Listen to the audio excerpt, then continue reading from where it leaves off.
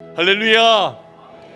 추운 날씨 가운데 오늘 예배에 나오신 모든 성도님들을 주님의 이름으로 환영하고 축복합니다. 오늘 예배를 통해서 따뜻한 하나님의 손길을 경험하시는 귀한 예배가 되시길 주님의 이름으로 축원합니다. 앞뒤자로 좀 인사하겠는데 옆 사람 한번 잠깐 보세요. 손 한번 잡아보세요. 따뜻한 하나님의 손길을 느끼시길 바랍니다 하고 서로 인사하겠습니다.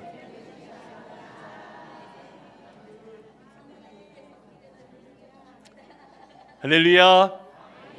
네, 여러분의 얼굴들이 다 환해지셨고 이미 그 하나님의 따뜻한 손길이 여러분의 심령 가운데 임한 줄로 믿습니다. 오늘 설교 제목은 말씀이 내 삶의 밑줄로 1도의 변화라고 하는 제목으로 말씀을 전하겠습니다. 한번 따라하겠습니다. 말씀이 내 삶의 밑줄로 1도의 변화. 지난주 설교 제목에 한 줄이 더 붙었습니다. 1도의 변화. 지난주 우리는 하나님의 말씀을 내 삶의 밑줄로 삼는 결단에 대해서 나누었습니다. 혼란한 세상 속에서 말씀을 기준 삼고 묵상하며 살자, 하가하며 살자 그랬습니다. 묵상이 하가라고 했습니다. 여러분, 하가는 뭐라 그랬죠? 중얼중얼 되는 거예요. 하나님 말씀을 쥐하러 중얼중얼 그리고 되뇌인다 그랬어요. 그 다음에 사자가 으르렁거리는 거예요. 마귀가 내 인생 가운데 두려움을 주고 실망감을 주고 좌절감을 줄 때마다 으르렁대는 거예요. 그래, 나는 하나님의 자녀다 하고 으르렁대라 그랬어요. 여러분, 그렇게 살 때 우리는 시냇가에 심은 나무처럼 흔들리지 않는다고 했습니다. 믿으십니까? 자, 오늘 우리는 말씀이라는 밑줄이 어떻게 인생의 변화에 큰 방향 전환을 가져오는지 한번 살펴보려고 합니다. 제가 이 시간 한번 질문을 드리겠습니다. 지난 한 주 동안 삶의 자리에서 성경을 읽거나 또 묵상, 이 하가를 하신 분 한번 손 들어 보십시오. 네, 감사합니다. 그 작은 결단 하나가 여러분의 삶에 얼마나 큰 열매를 맺을지 기대됩니다. 여러분, 우리 삶을 되돌아보면 사소한 결정 하나가 인생의 항로를 1도씩 바꿔놓기도 합니다. 자, 항공기가 출발을 합니다. 항로가 딱 1도만 어긋나도 시간이 흐르면 도착지는 전혀 다르게 됩니다. 하와이에서 코코넛 주스를 마시는 대신 시베리아에서 얼어붙은 눈을 마셔야 할지도 모릅니다. 우리의 작은 선택도 마찬가지입니다. 처음에는 별 차이가 없어 보여도 그 선택들이 쌓이면 훗날 엄청난 차이를 가져옵니다. 자, 오늘 우리가 읽은 시편 1편의 이 후반부의 말씀, 우리가 매일 말씀을 붙드는 작은 선택이 인생의 방향을 어떻게 바꾸는지, 그리고 말씀 없는 삶이 얼마나 위험한 결말을 맞는지 생생하게 보여줍니다. 그리고 작은 1도의 이 선택이 여러분의 영적 방향을 어떻게 바꿀 수 있는지 말씀을 통해 이 시간 살펴보겠습니다. 세 가지를 살펴보겠는데 첫 번째는 말씀 없는 삶의 결말입니다. 한번 따라하겠습니다. 말씀 없는 삶의 결말. 자, 우선 말씀 없는 삶의 결말이 어떤지 오늘 본문 말씀, 우리 시편 1편 4절로 6절까지의 말씀 한번 보겠습니다. 자, 다 같이 한번 읽어볼까요? 시작. 악인들은 그렇지 아니하며 오직 바람에 나는 겨와 같도다. 그러므로 악인들은 심판을 견디지 못하며 죄인들이 의인들의 모임에 들지 못하리로다. 무릇 의인들의 길은 여호와께서 인정하시나 악인들은 망하리로다. 무섭고 뜨끔한 말씀입니다. 이 본문을 묵상하다가 시편 1편이 3절까지와 4절 이후의 방향이 전혀 다릅니다. 이걸 제가 묵상해 보면서 이런 그림이겠구나 하는 생각이 들었습니다. 1절부터 3절까지는 왼쪽에 시냇가에 심은 나무 같은 그런 느낌이고요. 4절 이후에 6절까지는 바람에 나는 겨의 인생에 대한, 결국은 망하는 인생에 대한 모습이 아마 저럴 겁니다. 여러분, 겨는 곡식의 껍질입니다. 바람이 이렇게 후 하고 불면 여기저기 흩어져서 흔적도 없이 사라집니다. 말씀 없이 사는 인생이 그렇습니다. 겉보기에는 괜찮아 보여도 뿌리가 없어요. 그러니 작은 어려움 앞에서 마귀가 계속 내 인생에 화살을 보내요. 그렇게 마귀가 인생에 그 바람을 불 때마다 후후 불 때마다 나는 겨우니까 그냥 이쪽 갔다 저쪽 갔다 그냥 흔들리는 대로 살면서 결국 망하는 인생길을 맞이합니다. 자, 그렇다면 무엇이 사람을 이렇게 만들까요? 자, 시편 1편 1절은 그 과정을 아주 세 단계로 잘 묘사하고 있습니다. 자, 우리 다 같이 한번 읽어보겠습니다. 복 있는 사람은 어떻게 한다고? 시작. 악인들의 꾀를 따르지 아니하며 죄인들의 길에 서지 아니하며 오만한 자들의 자리에 앉지 아니하고. 잘 들여다보세요. 이 말씀을 그냥 읽고 끝나는 게 아니라 저게 단계가 있어요. 복 있는 사람은요, 악인들의 꾀를 따르는 것을 스톱, 노 하는 사람이고요, 죄인들의 길에 서는 거 노, 난 거기 안 가, 그렇게 결정하는 사람이에요. 세 번째는 오만한 자들의 자리에 앉을 때는 내가 그럴 땐 내가 이 자리가 아닌데 하면서 노 하는 거예요. 자, 그런데 이것을 오늘 4절부터 6절까지 있는 그 말씀으로 바꿔 읽는다면 바람에 나는 교회 인생은 어떻게 될까요? 바람에 나는 교회 인생은 이렇습니다. 악인들의 꾀를 따라갑니다. 두 번째 단계는요, 죄인들의 길에 서게 되고요, 세 번째는 오만한 자들의 자리에 앉는 인생이 됩니다. 여러분, 사람의 몰락은 단번에 일어나지 않습니다. 한순간의 작은 타협이 다음 단계로 이어지고요, 결국 인생의 방향을 완전히 바꿔놓는다는 말입니다. 즉, 악인들의 꾀를 따르는 순간이 점차 죄인들의 길에 서게 만들고요, 결국 오만한 자리에 앉게 하고 결국 망하는 인생길의 인생이 됩니다. 이 작은 1도의 변화가 인생의 방향을 바꿔놓습니다. 오늘 우리는 사울 왕을 통해서 이 과정을 살펴보며 우리의 삶을 돌아보려고 합니다. 여러분, 사실 사울 왕은요, 처음부터 실패한 사람이 아니었습니다. 사무엘상 9장을 보면요, 키도 크고요, 잘생겼고요, 그리고 겸손하고, 그리고 하나님의 영이 임해서 예언까지 했던 사람입니다. 얼마나 참 신앙적으로 괜찮고 모든 것들을 다 갖추었어요. 하지만 그는 점차 하나님의 말씀 속에서 자기 자신의 판단으로 우선하기 시작했다는 거예요. 이 작은 1도, 그 작은 1도, 그 작은 타협들이 쌓여서 그의 인생을 망가뜨리고 망하는 인생길로 이끕니다. 첫 번째 단계입니다. 악인들의 꾀를 따르는 단계인데요. 자, 사무엘상 18장, 13장 8절로 9절의 말씀입니다. 자, 이제 블레셋과의 전투 그 상황 속에 있는 일입니다. 우리 다 같이 한번 읽어보겠습니다. 시작. 사울은 사무엘이 길갈로 오지 아니하매 백성이 사울에게서 흩어지는지라. 사울이 이르되 번제와 화목 제물을 이리로 가져오라 하여 번제를 드렸더니. 사무엘상 13장에서 블레셋과 전투가 벌어졌어요. 블레셋이 강력했어요. 백성들은 두려움 속에 있는 거예요. 그래서 야 하고 다 흩어졌습니다.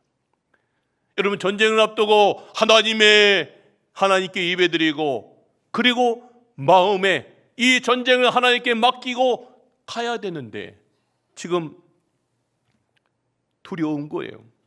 근데 사울은 선지자 사무엘이 오지 않고 제사를 드렸는데 일주일을 기다려도 오지 않는 거예요.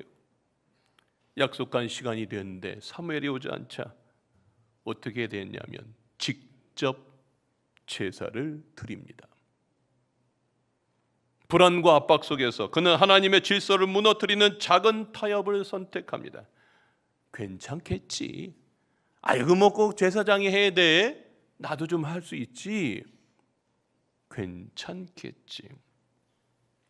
이것이 시편 1편에서 말하는 악인들의 꾀를 따르는 첫걸음이에요.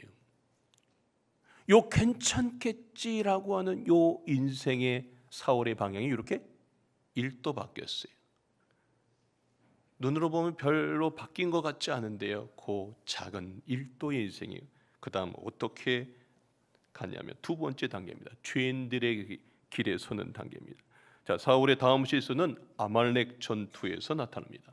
자, 사무엘상 15장에서 하나님은 아말렉 모든 사람들을 죽이고 모든 짐승까지 다 죽이라고 말씀하셨습니다. 전리품 중에 모든 걸 다 그렇게 하라고 그랬는데 사울은 전리품 중 좋은 것들을 남기는 불순종을 하고 이렇게 변명합니다. 보여주십시오. 사무엘상 15장 15절입니다. 백성이 양과 소를 남긴 것은 여호와께 제사를 드리라는 것입니다. 아주 그럴듯한 거짓말로 쓱 한번 합니다. 하지만 선지자 사무엘은 단호히 책망합니다.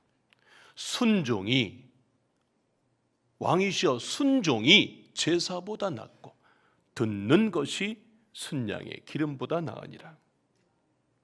사울은 하나님의 말씀보다 사람들의 요구와 자신의 이익을 앞세우는 죄의 길을 택했습니다. 그는 사단이 지금 탐욕의 화살을 탁 쏘는 거예요. 괜찮아. 탐욕과 두려움의 화살 앞에 사실은 하나님의 말씀을 붙들고 사자처럼 으르렁대이죠. 안 돼! 뭐 하는 거야? 하나님의 말씀을 붙들고 이 탐욕의 순간에 으르렁대면서 하나님의 백성으로서의 삶을 지켰어야 되는데 그러나 그렇게 하지 못했습니다. 이것이 바로 죄인들의 길에 서는 것입니다. 이제 사울은 악인들의 꾀를 넘어서서 죄인들의 길에 서는 인생이 됐어요. 죄인들의 길에 이제 섰어요.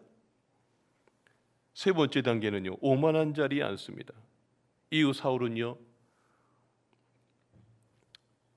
자신의 인생 가운데에 정말 충신이었던 이 다윗을 그렇게 미워합니다. 시기 질투해요. 자기는 천천히인데 다윗은 만만이라고 하는 이 이야기를 들으면서 매번 이놈 내가 어떻게든지 그냥 잡아 죽여야 되겠다. 그래서 다윗은 어쩔 수 없이 도망가게 되고 이 동굴 저 동굴 계속 도망다니는 인생이 됩니다. 근데 어느 날 엔게디 동굴에서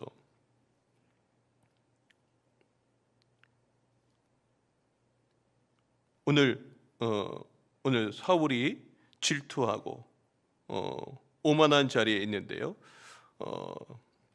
제가 다시 좀 정리하겠습니다. 사울은 다윗을 질투하고 이제 자신의 집착에 매달립니다. 그리고 나중에는요, 아예 무당을 찾아가는 어리석음을 범합니다. 야, 내가 다윗을 죽여야 되는데 어떻게 해야 될까? 그래서 인생의 막다른 길에 내몰립니다. 자, 사무엘상 28장의 말씀입니다. 사울이 여호와께 묻자오되 여호와께서 꿈으로도 우림으로도 선지자로도 그에게 대답하지 아니하심으로. 자, 뭘 해도 하나님이 응답 안 하시죠. 왜요? 이미 그의 인생이 바뀌어갔기 때문에. 자, 사울이 그의 신하들에게 이르되 나를 위하여 신접한 여인 무당을 찾으라고 하는 겁니다. 무당을 찾아와라. 그 용한 무당을 찾아와. 내가 그리로 가서 그에게 물으리라. 여러분, 그의 삶은 점점 말씀에서 멀어졌고요, 자신의 고집과 욕망에 사로잡힌 채 결국 전쟁에서 죽는 비극적인 결말을 맞이합니다. 사울의 최후는 오만한 자리에 앉는 자의 비극적 결말을 보여줍니다. 자, 잘 보세요. 처음에 악인들의 꾀를 따르는 아주 작은 변화였어요. 그리고 이제 죄인들의 길에 서고요, 세 번째는 오만한 자들의 자리에 앉는 인생이 되었습니다. 여러분, 사울의 최후는 시편 1편이 말하는 사단의 바람을 후 불면 이리저리 움직이는 겨와 같은 인생의 결말이 얼마나 비극적인지를 잘 보여줍니다. 여러분, 여기서 우리가 발견할 수 있는 중요한 사실은 이 몰락이 한순간에 오지 않았다는 것입니다. 작은 1도씩의 타협이 이어지다가 결국 전혀 다른 곳으로 향하게 됐다는 것입니다. 여러분, 사울처럼 말씀에서 내가 조금씩 변화되었고 결국은 이렇게 완전히 변화된 인생이 어떻게 된다고요? 저는 마태복음 3장과 25장이 생각났습니다. 손에 키를 들고 자기의 타작마당을 정하게 하사 알곡은 모아 콧간에 들이고 쭉정이 오늘 시편 1편에 나오는 겨는 꺼지지 않는 불에 태우시리라. 지옥이죠. 마태복음 25장 30절 이 무익한 종을 바깥 어두운 데로 내쫓으라. 거기서 슬피 울며 이를 갈리라. 여러분, 저는 이 본문을 이렇게 묵상하다가 이런 생각이 됐어요. 만약에 사울이 말씀 묵상 이 하갈을 실천했다면 어땠을까요?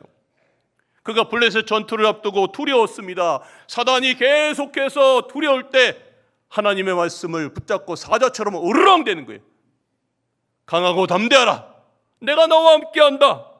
이 말씀을 붙들고 으르렁 됐다면 그는 그래 사무엘을 기다리면서 제사를 다 하나님께 맡겼을 거예요.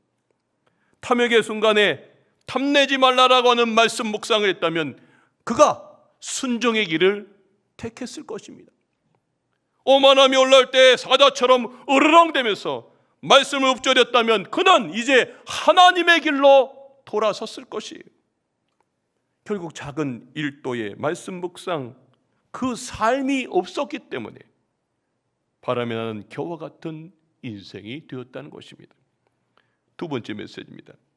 말씀이 우리의 내면을 깨우고 치유하십니다. 한번 따라합시다. 말씀이 우리의 내면을 깨우고 치유하신다. 말씀은요, 우리의 내면을 깨우고 치유하십니다.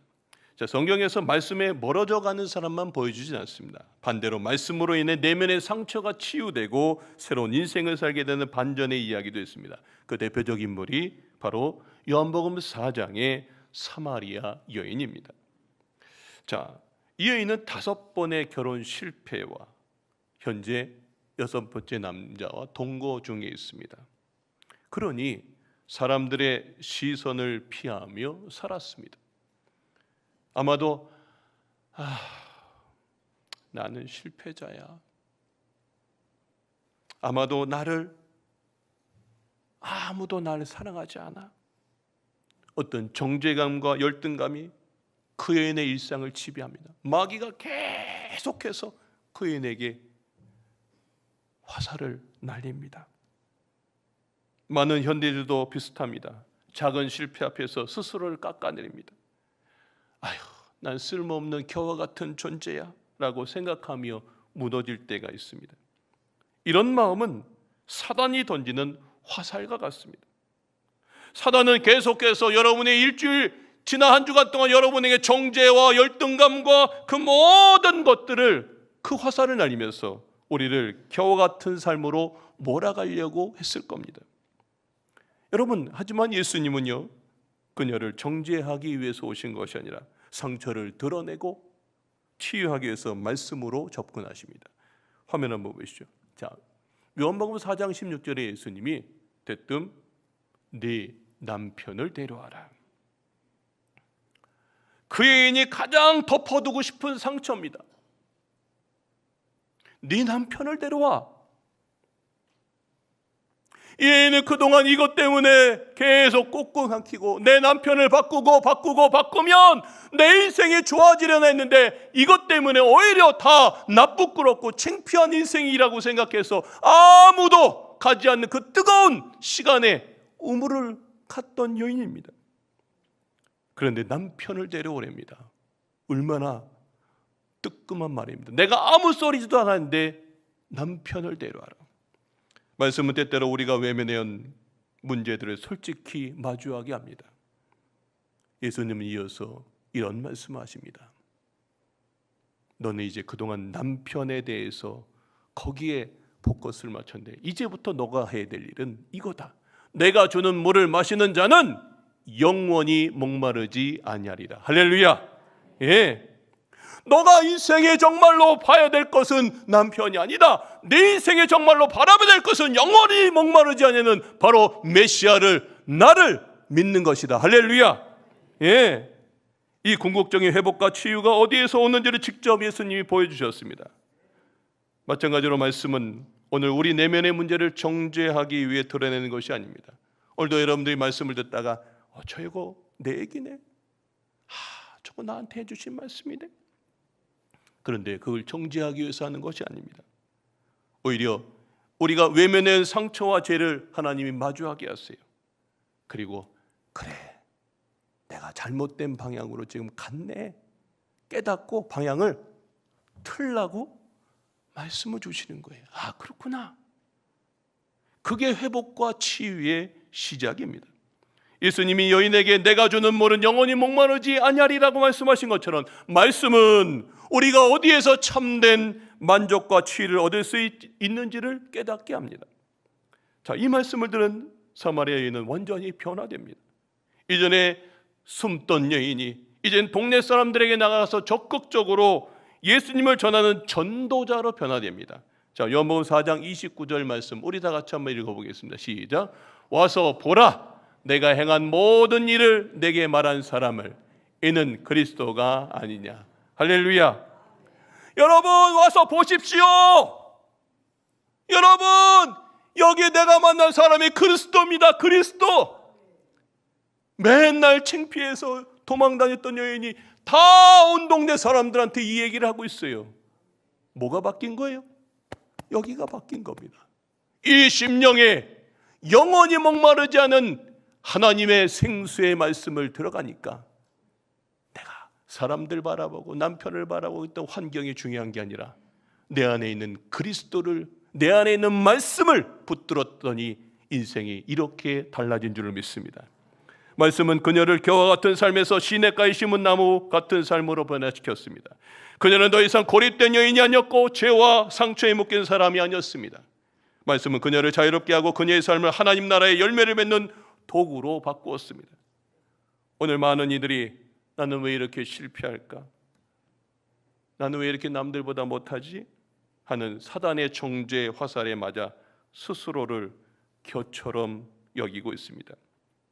그러나 말씀은 우리가 숨긴 부분을 드러내고 예수님이 영원히 목마르지 않을 생수를 주시듯 죄와 상처를 치유해 주십니다. 사단이 화살 앞에서 여러분들이 계속 줄 때마다, 여러분들이 계속 그런 상처의 아픔이 사단이 줄 때마다 여러분들이 하나님 말씀을 하가하십시오. 으르렁 되십시오. 사자처럼 으르렁 되십시오. 나는 여전히 하나님의 자녀다. 여러분들이 그렇게 선포하시길 주님의 이름으로 축원합니다. 여러분은 하나님의 자녀입니다. 믿으십니까? 여러분은 하나님이 내 아들까지 주시면서 사랑하는 하나님의 그 자녀까지도 주시면서 사랑하는 하나님의 귀한 자녀입니다. 사단이 어떤 환경 속에서 여러분을 흔들어도 흔들리지 마시길 바랍니다. 으르렁 되십시오. 그 어떤 환경에 흔들리지 마십시오.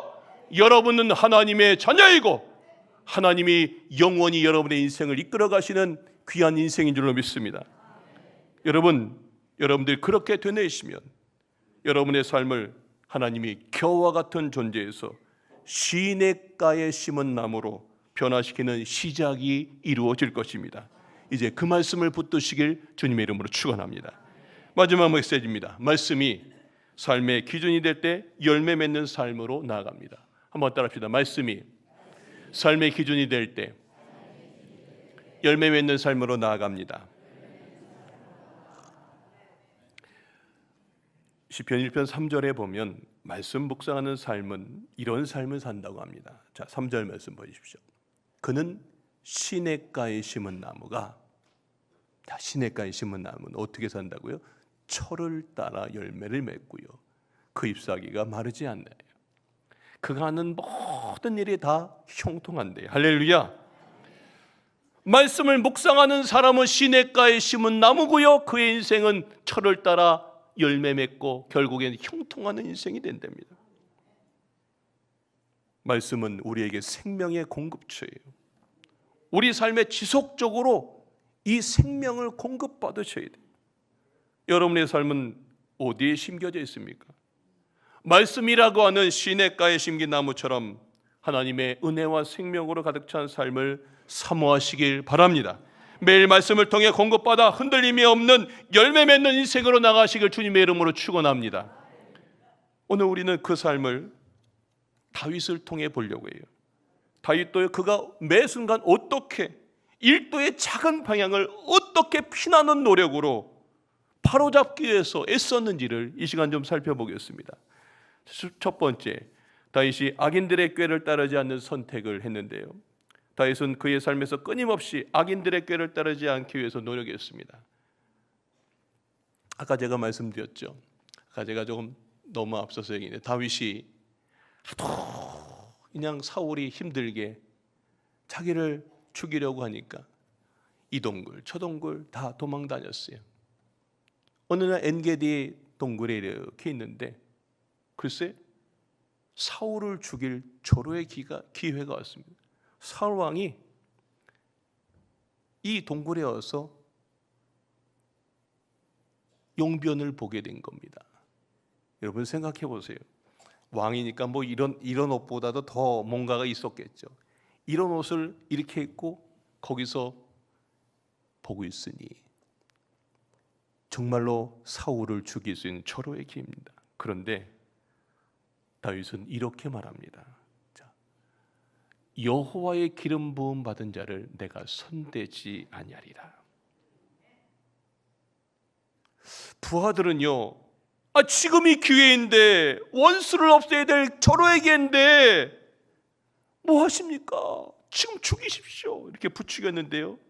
다윗은 이 순간에도 하나님의 말씀, 하나님의 뜻을 기준 삼았다는 거예요. 여러분 다윗이 죽이고 싶었을까요? 안 죽이고 싶었을까요? 여러분을 매일 힘들게 하는 어떤 사람이 왔는데 절호의 기회가 왔어요. 죽이고 싶었을 겁니다. 마음은. 그런데요, 내 마음대로 하지 않았어요. 으렁 된 거예요. 하나님의 말씀대로. 사자가 이 하나님의 말씀을 내가 어떤 지금 부하들이 주는 절호에게 합니다. 절호에게 합니다. 이 악인들의 꾀 순간에 넘어가지 않았어요. 부하들의 말대로 하면 다윗은 즉시 왕이 될 수 있었겠죠. 그러나 이는 악인들의 꾀와 다름없었습니다. 다윗은 지금 이 사람이 주는 때를 기다리지 않았습니다. 하나님이 주시는 때를 기다리며 여호와의 기름 부음 받은 사람을 내가 손대지 않겠다. 할렐루야. 다윗의 이 작은 일도의 선택이 하나님의 뜻에 순종하며 악인들의 꾀를 따르지 않았습니다. 쉽지 않은 거예요. 말씀으로 이겨낸 겁니다. 두 번째, 죄인들의 길에 서지 않는 회개입니다. 여러분 다윗을 보면 다윗도 참 실수하는 인생입니다. 사무엘하 11장 보면 밧세바와 사건과 또 그의 남편 우리아를 죽이려고 하는 그 커다란 죄를 지었죠. 그는 나단 선지자의 책망 앞에서 즉시 회개하며 말씀 앞에 무릎 꿇고 죄에서 돌아옵니다. 여러분 다윗이 그 회개할 때 한 말입니다. 한번 다 같이 한번 읽어볼까요? 시작. 하나님이여 내 속에 정한 마음을 창조하시고 내 안에 정직한 영을 새롭게 하소서. 자, 하나님 내 속에 정한 마음. 내가 지금 죄악을 짓고 하나님에서 지금 몇 도가 벗어났는데 내가 이걸 정한 마음을 돌리는 거예요. 이 각도를 돌려버리는 거예요. 하나님 내가 잘못했습니다. 내 안에 지금 하나님의 영이 없고 내가 정말로 죄된 마음이 사단의 영이 있는데 하나님 내 안에 정직한 영, 다시 성령을 내게 부어달라고 하는 것입니다. 할렐루야. 예. 다윗은 말씀을 통해 자신의 죄를 돌아보고 다시 의인의 길로 나갔습니다. 그는 죄인들의 길에 서려는 유혹에 빠질 때마다 말씀 앞에 인생의 1도씩 어긋난 방향을 다시 붙잡고 하면서 그 길을 걸어간 인생인 줄로 믿습니다. 여러분 세 번째, 오만한 자리 대신 다윗은 겸손함을 택합니다. 다윗이 왕이 된 후에 오만함에 빠지지 않게 부단히 노력했습니다. 언약궤를 모셔 들어옵니다. 왕이 체면을 내려놓고 하나님 앞에서 막 춤을 추고 있는데 막 하의까지 다 내려갑니다. 속옷이 다 보입니다. 근데 그가 하나님 앞에서 춤추던 모습은 얼마나 말씀 중심이었는지를 보여줍니다. 그의 아내가 미갈이 다윗을 비웃습니다. 도대체 뭐 하는 거냐고, 왕이 채통 좀 지키라고. 그런데 다윗이 이런 말을 합니다. 사무엘하 6장의 말씀입니다. 세번역 말씀인데요. 내가 스스로를 보아도 천한 사람처럼 보이지만, 당신이 보기에 난 천한 사람처럼 보이지만 주님을 찬양하는 일 때문이라면 이보다 더 낮아지고 싶소. 난 언제나 주님 앞에서 기뻐하며 뛸 것이요. 할렐루야. 다윗은 왕으로서의 위치에 자신을 두지 않았어요. 내가 왕이라고 그러지 않았어요. 지금 하나님의 법궤가 들어오니까 내가 낮아지고 낮아집니다 하면서 하나님 앞에 늘 겸손히 섰다는 것입니다. 다윗의 삶은 한 번의 큰 결단이 아니라 매 순간 일도의 방향을 바로잡기 위한 선택들로 가득 차 있었습니다. 그는 말씀을 묵상하며 그 말씀이 자신의 삶을 이끌도록 허락했습니다. 오늘 우리도 매일 작은 선택을 해야 됩니다. 직장에서, 가정에서, 친구들과의 관계 속에서 우리는 끊임없이 결단의 순간을 맞습니다. 그때마다 이렇게 묵상, 하가하며 물어보십시오. 이 선택이 악인들의 꾀인가? 이 행동이 죄인들의 길에 서는 것인가? 이 결정이 오만한 자리에 앉는 것인가? 그리고 다윗처럼 말씀을 기준 삼아 작은 일도를 바로 잡으십시오. 말씀을 읊조리며 우선순위를 하나님께 두십시오. 그리고 하나님의 뜻에 따라 행동하십시오. 그러면 그 말씀이 열매로 가득 찬 시냇가에 심은 나무 같은 인생으로 변화시켜 주실 줄로 믿습니다. 말씀의 이제 적용과 결론의 말씀입니다. 제가 지난번 이런 말씀 드린 적이 있습니다. 2025년 말씀의 집밥을 맛있게 잘 지어드리겠다고. 기억나시죠? 오늘 저는 여러분에게 말씀이라는 집밥을 맛있게 지어서 여러분한테 드렸습니다. 자, 그럼 이제 여러분들이 할 일은 뭐예요? 제가 밥상을 차려놨으니까 뭐 하면 돼요? 밥숟가락 들어서 먹는 몫은 여러분 몫이라 그랬어요. 제가 처음에 지난주에 성경 읽어보시고 말씀 하가하신 분 손 들어보세요 했더니 몇 분들은 드시지만 대부분 손 안 드셨어요. 일주일 동안 쫄쫄 굶으셨나요? 여러분, 이제 밥숟가락 들어서 먹는 몫은 여러분 몫입니다. 아멘? 말씀을 여러분의 것으로 삼으시길 주님의 이름으로 축원합니다. 얼마 전 어느 성도님께서 이런 고백을 하셨어요. 집에 오랫동안 몸이 불편한 식구가 있어서 늘 짜증이 났는데 오늘 딱 조금만 달리 반응해보자 생각하고 목사님 기도하고 말씀을 딱 붙들었습니다. 그러자 집안의 분위기가 조금씩 달라졌습니다. 그 작은 일도의 말투 하나가 바뀌면서 가족들의 마음이 점점 편안해졌다는 거예요.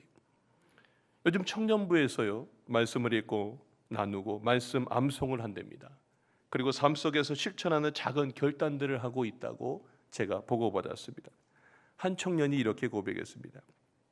매일 말씀을 암송하며 실천하려고 하니 하나님이 제 마음을 다스리시는 것을 느꼈습니다. 와, 작은 일도의 변화지만 이 아이가 조금씩 지금 변화되고 있다는 것을 실감하고 있다고 말해주고 있습니다. 특별히 이번 주에 있을 신약 성경 통독 모임, 이런 일도의 결단을 실천할 아주 좋은 기회입니다. 이번 주 14일, 15일 화요일, 수요일 날 이틀 동안 신약 성경 거의 다 끝부분은 못 읽는데요. 거의 다 함께 말씀을 묵상하고 삶의 밑줄을 긋는 은혜를 경험하려고 합니다. 오전, 오후, 저녁 시간대 자유롭게 선택할 수 있는 그런 참석도 가능하니까 직장일 끝나시고 이번 기회를 통해 말씀 묵상의 은혜를 누리시길 주님의 이름으로 축원합니다. 사랑하는 성도 여러분, 오늘 우리가 시편 1편 후반부를 살펴보면서 말씀 없는 삶은 사울처럼 바람에 날리는 겨가 되어 무너지고요, 말씀을 만나 회복된 삶은 사마리아 여인처럼 내면이 치유되고요, 말씀을 기준 삶은 다윗처럼 시냇가에 심긴 나무로 열매를 맺습니다. 이 모든 변화는 단번에 어떤 대형 결정이 아니라 하루하루 작은 1도의 결단이 모인 결과입니다. 말씀 묵상하며 순간마다 이 일이 하나님의 뜻인가?